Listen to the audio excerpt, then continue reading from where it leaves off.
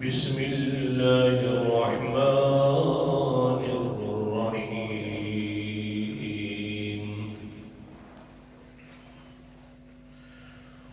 من ذا الذي يشفع عنده إلا بإذنه. الآية. صدق الله العظيم. من کون ہے ذا الذی وہ ہستی یشفع جو شفاعت کے لیے زبان کھول سکے عنده اس کے پاس الا مگر باذنہ اسی کی اجازت کے ساتھ. دلیل جلالی کا تذکرہ کہ اللہ تعالیٰ فرماتے ہیں کہ میرے سامنے کوئی بھی بندہ اپنی مرضی سے زبان نہیں کھول سکتا تو پھر اپنی مرضی سے تیرے بارے میں فیصلے بھی نہیں کر سکتا. جب تک کہ شفاعت بھی اس وقت کرے گا جب تک میں نہیں اجازت دوں گا اتنے تک نہیں کر سکتا. شفاعت بعد میں کرے گا جب میں اجازت دوں گا. بات چلتے چلتے شہیدوں تک پہنچ گئی تھی. شہید بھی شفاعت کریں گے اور شہید شفاعت کریں گے تو ایک حدیث کل کے سبق میں گزری ہے کہ حضرت عبداللہ قید رضی اللہ عنہ کہ فرمایا اللہ تعالیٰ کو کہتا ہے یا اللہ مہربانی کر توحینی ان اقتل ثانیہ. یا اللہ تو مجھے زندہ کر دے مجھے دنیا کی طرف بھیج دے تاکہ میں دوسری مرتبہ تیرے راستے میں شہید ہو جاؤں. اور دوسری حدیث میں جو پروانوں والی ذکر ہو رہی تھی اللہ تعالیٰ فرماتے ہیں پیغمبر علیہ السلام کی زبان اطہر کے ساتھ کہ یجار من عذاب القبر عذاب قبر سے شہید کو محفوظ کر دیا جاتا ہے. اب تھوڑا سا توجہ فرماؤ میں جو موضوع آج ذکر کرنے لگا ہوں کہ میں آخر یہ موضوع آج کیوں ذکر کر رہا ہوں کہ دو قبریں ہیں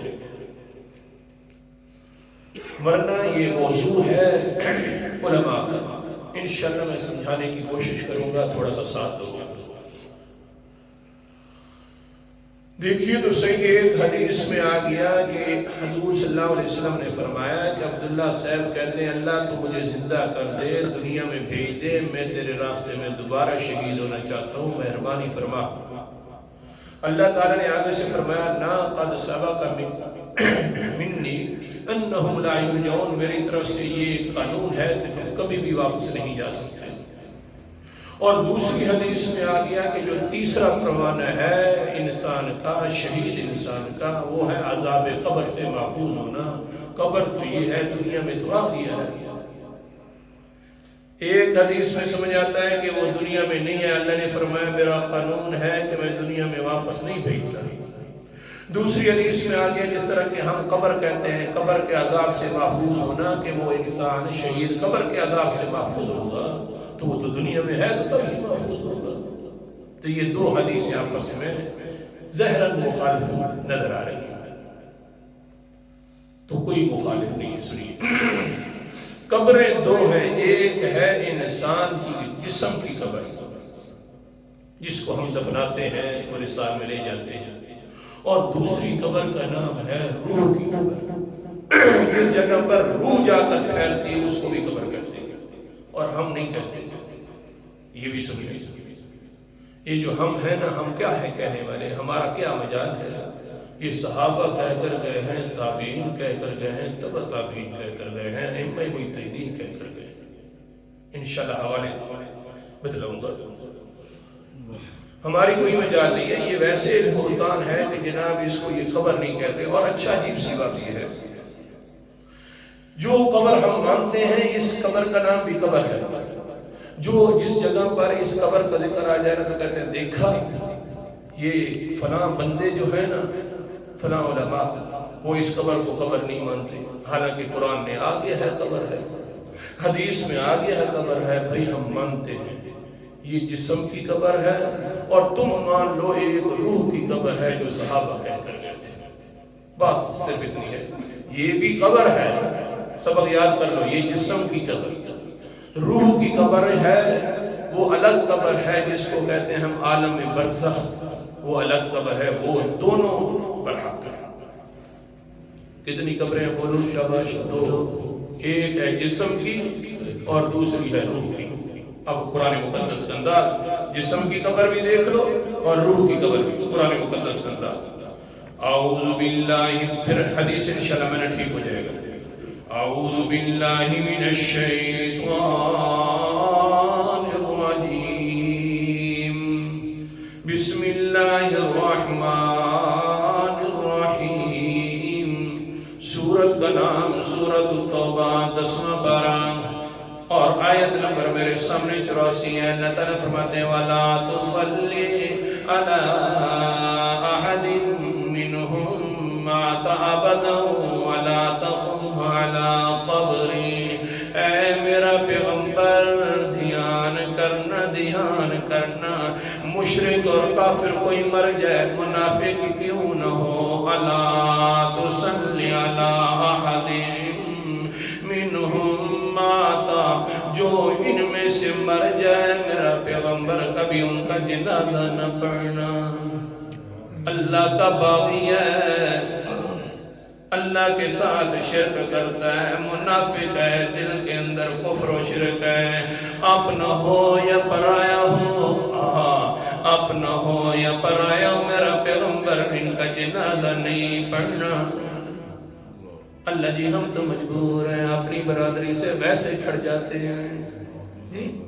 اللہ تعالیٰ فرماتے ہیں لا تُصَلِّ عَلَىٰ أَحَدٍ مِّنْهُمْ مَاتَ أَبَدًا، میرا پیغمبر ہے، میں ان کو کہہ رہا ہوں، میرا پیغمبر دھیان کرنا، ان میں سے کوئی مر جائے تو ان کا جنازہ بھی تو نے پڑھنا نہیں ہے، وَلَا تَقُمْ عَلَىٰ قَبْرِهِ، اور اس کی قبر پر کھڑے بھی نہیں ہونا، تو رحمتوں کا سراپا ہے میرا پیغمبر ہے، یہ جو ہے اس کی قبر جو ہے یہ تو لعنتوں کا سراپا بن گئی ہے، رحمت اور لعنت اکٹھی نہیں ہو سکتی، مہربانی کرنا، ان کی قبر پر کھڑے ہونے کی بھی اجازت نہیں ہے۔ یہ قبر ہے جسم والی قبر۔ اب چلیے اللہ اکبر کبیرہ، روح والی قبر کی طرف۔ قرآن مقدس کا انداز، حوالے دیکھ لو، نوٹ کر لو، گھروں کے اندر جا کر میں نہ دیکھ لینا۔ اللہ اکبر کبیرہ، سورت کا نام سورت انعام ہے اور 7واں پارہ ہے۔ اللہ تعالیٰ کیا فرماتے ہیں وَهُوَ الْقَاهِرُ فَوْقَ عِبَادِهِ وَيُرْسِلُ عَلَيْكُمْ حَفَظًا حَتَّى إِذَا جَاءَ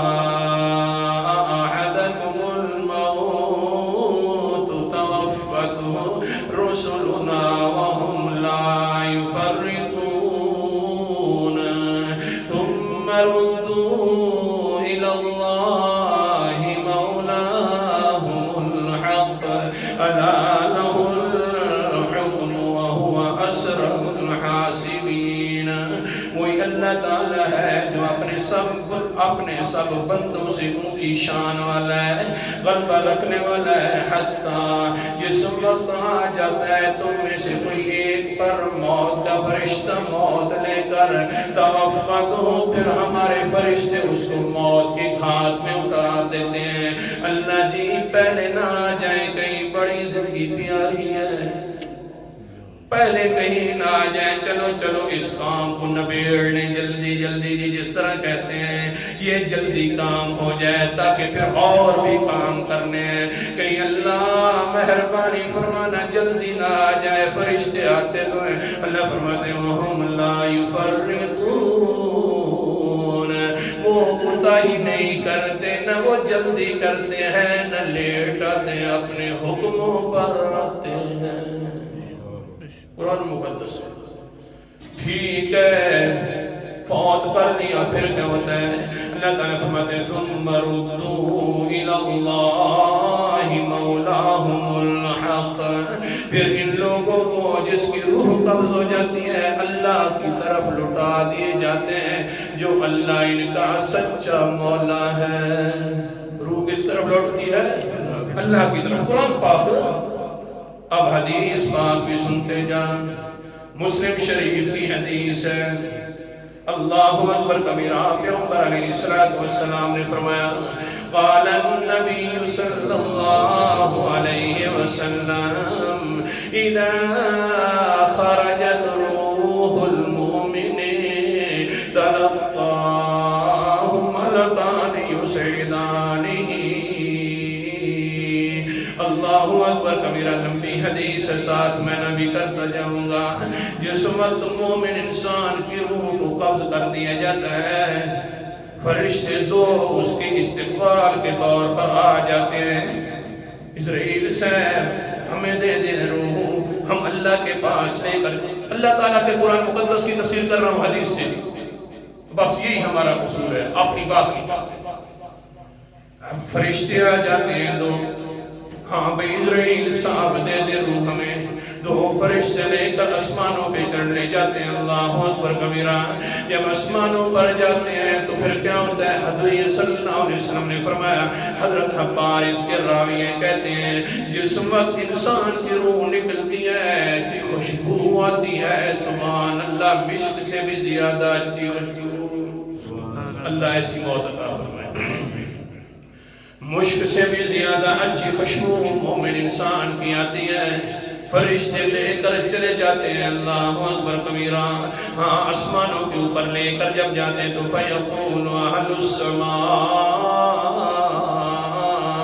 ہاں فرشتے آسمانوں والے کہنا شروع کر دیتے ہیں صلی اللہ علیک وعلی جسدک کنت تأمرین۔ اوپر والے فرشتے آسمانوں والے کہتے ہیں رحمتیں ہوں وہ روح تیرے اوپر۔ فرشتے دعائیں کر رہے ہیں، آسمانوں پر لے گئے، فرشتے کہتے ہیں وہ روح تیرے اوپر اللہ کی رحمتیں ہوں، تیرے جسم پر بھی اللہ کی رحمتیں ہوں۔ تو روح نے اپنے جسم کو بڑا آباد کیا تھا، اللہ تعالیٰ کے حکموں کے اندر اس کو چلاتی رہی ہوں، تیرے اوپر بھی رحمتیں ہوں، ہاں تیرے جسم پر بھی رحمتیں ہوں۔ پھر یہ روح کیا کرتی ہے؟ اللہ اکبر کبیرہ، فَيُنْطَلَقُ بِهِ إِلَىٰ رَبِّهِ عَزَّ وَجَلَّ، یہ پھر اور مزید اسمانوں سے اوپر چلی جاتی ہے رب کریم کے پاس۔ اعلان ہوتا ہے فَيُقَالُ انطلقوا به إِلَىٰ آخِرِ الْعَجَلِ، اس کو جلدی کرو، ایک خاص وقت تک ایک خاص مقام میں پہنچا دو۔ نہیں سمجھ آئی؟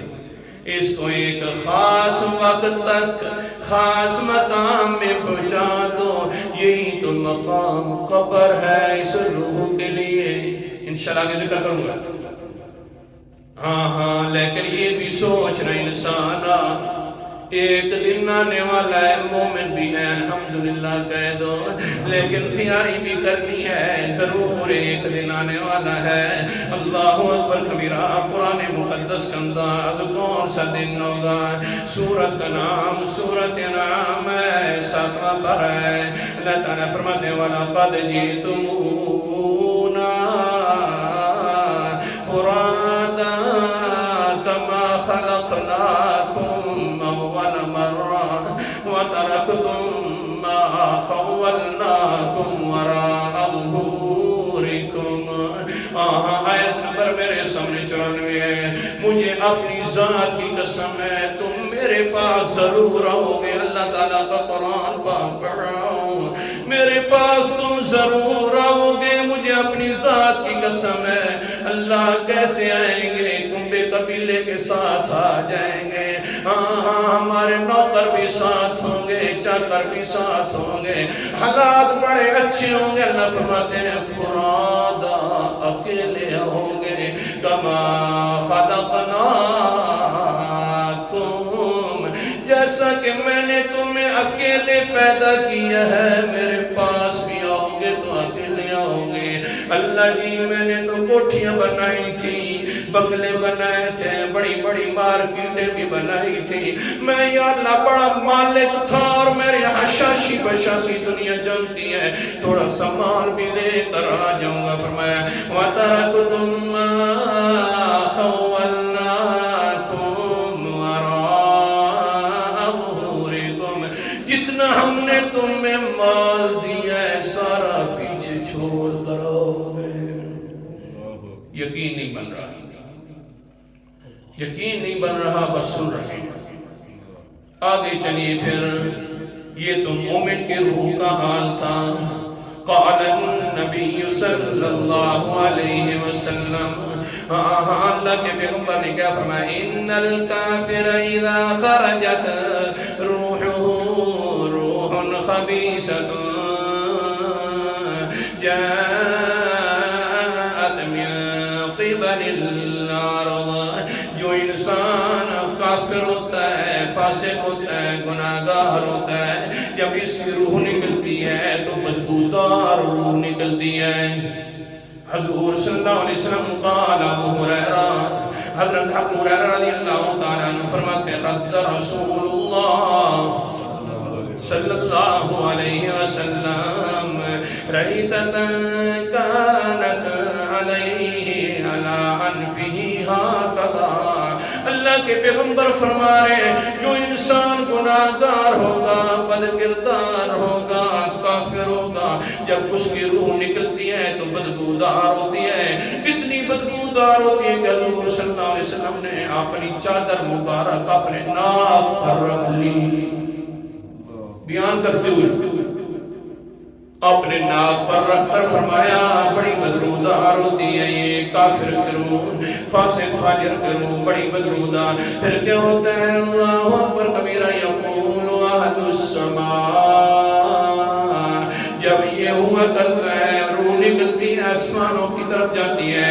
آسمان کے فرشتے کہتے ہیں یہ بڑی گندی روح ہے، یہ بڑی خبیث الفطرت روح ہے، بڑا خبیث انسان تھا، اللہ کا باغی تھا۔ اللہم لا تجعلنا، اللہ ہمیں بچائے۔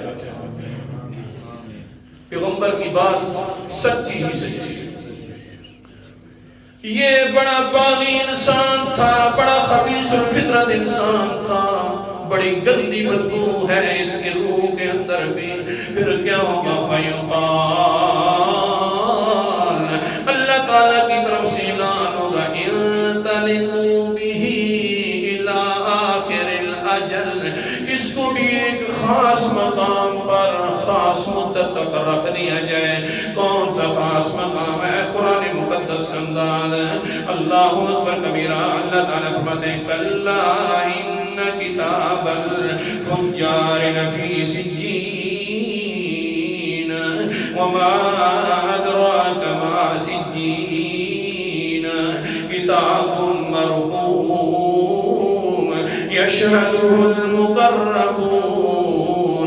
اللہ اکبر کبیرہ، یہ سجین والا مقام ہے جس جگہ کے اندر پورے لوگ جائیں گے، اور ایک علیین والا مقام ہے کلا ان کتاب الابرار لفی علیین، علیین کے اندر بھی جائیں گے جو نیکوں کے خاص مقام ہے، اور برے لوگ سجین کے اندر جائیں گے۔ اللہ اکبر کبیرہ۔ بس صحابہ کی بات کر رہا ہوں میں، اپنی طرف سے بات نہیں کرنے والا۔ جو روح کا مقام ہے اس کے بارے میں تمہیں سمجھا رہا ہوں۔ حضرت عبداللہ ابن عباس ہیں، اپنے شاگرد کعب بن احبار سے پوچھتے ہیں یار یہ جو سجین ہے یہ کیا ہے؟ یہ تو بتلا دے بطور امتحان کے، جو میں نے پڑھایا ہے شاگرد نے یاد بھی کر رکھا ہے کہ نہیں کر رکھا؟ بیٹا سجین کیا ہے؟ آگے سے کہتے ہیں وہ حضرت کعب بن احبار، یہ اے استاد یہ مکرم، یہ در منصور کا حوالہ سنا رہا ہوں آپ کو۔ استاد جی صاحب جی جو آپ نے مجھے پڑھایا ہے کہ سجین کیا ہے، وہی تو سجین ہے نا کہ جس وقت اس کافر کی روح نکلتی ہے آسمانوں پر جاتی ہے، پھر کیا ہوتا ہے؟ فتح السماء تقبل بھی، آسمان کے سن کا تیار کر دیتا ہے، وہاں سے نیچے پھر پھٹکایا جاتا ہے، اس کو پٹخ دیا جاتا ہے، پھر یہ روح جو ہے 7 زمینوں سے نیچے سجین میں چلی جاتی ہے۔ یہی مقام ہے سجین کا۔ استاد کہنے لگے سچ فرمایا، تو میرا اچھا شاگرد ہے۔ صحابہ کا بھی نظریہ آ گیا، علیین اونچا مقام ہے 7 آسمانوں سے اوپر، اور سجین 7 زمینوں سے نیچے والا مقام ہے۔ امام بخاری کے استاد ابن حمید اپنے استاد قتادہ تابعی سے ذکر کرتے ہیں، کہتے ہیں مساجی سجین اور علیین کا مطلب سمجھ نہیں آ رہا۔ علیین کے اندر بھی ذکر آ گیا، علیین کا سجین کا بھی ذکر آ گیا۔ استاد صاحب آگے کہتے ہیں وَمِن وَرَائِهِمْ بَرْزَخٌ إِلَىٰ يَوْمِ يُبْعَثُونَ۔ بیٹا وہ برزخ والا مقام ہے جس دن تک ساروں نے رہنا ہے، اور قیامت والے دن سب اٹھائے جائیں گے۔ یہ وہ برزخ والا مقام ہے۔ البرزخ قبور، اور برزخیں قبریں ہیں۔ نہیں سمجھے برزخ کس کو کہتے ہیں؟ قبر کو کہتے ہیں۔ آپ دیکھیے واپس خلاصہ کہتا ہوں، ہمارے زیادہ ہیں وقت کم۔ خلاصہ یہ کہہ رہا تھا کہ قبریں کتنی قسم کی ہیں؟ 2۔ ایک جسم کی قبر اور دوسری روح کی قبر۔ روح کی جو قبر ہے وہ ہے یا تو علیین ہے یا سجین ہے۔ ہم نہیں کہتے، یہی صحابہ بھی کہہ رہے ہیں، یہی تابعین بھی کہہ رہے ہیں، یہی تابعین خیر القرون کے زمانے والے سارے کہہ رہے ہیں۔ لہذا دونوں قبریں برحق ہیں۔ اللہ تعالی ہم دونوں ان دونوں قبروں کے عذاب سے محفوظ فرمائے۔ کہہ دو آمین۔ آخر دعوانا